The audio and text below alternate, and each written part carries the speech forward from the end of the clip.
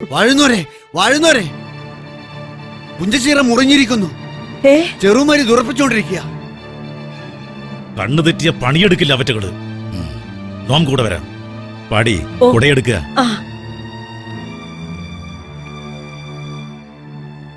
ഉണ്ണി വരുന്നോ പാടത്തേക്ക്? ഞാൻ വരുന്നില്ല അച്ഛാ. മനുഷ്യൻ മാടുകളെ പോലെ പണിയെടുക്കുന്നത് കാണാൻ എനിക്ക് വയ്യ. ഇതാ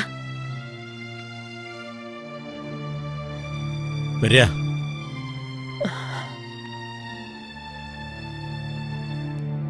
എന്തേ ഉണ്ണി അച്ഛനൊപ്പം പാടത്ത് പോവാഞ്ഞത്?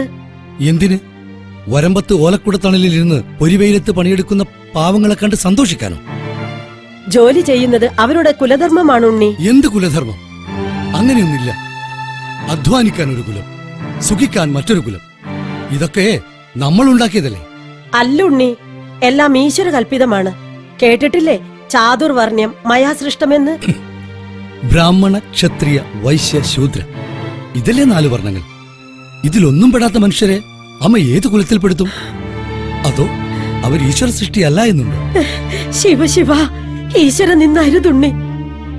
അമ്മേ, ഞാൻ ഈശ്വരനെ കാണുന്നത് മനുഷ്യരിലാണ്, നമ്മുടെ ഉള്ളിലാണ്. ശിവ പഞ്ചാക്ഷരിക്കപ്പുറം മറ്റൊന്നും അറിയാത്ത ഒരു പാവമാണ് ഈ അമ്മ.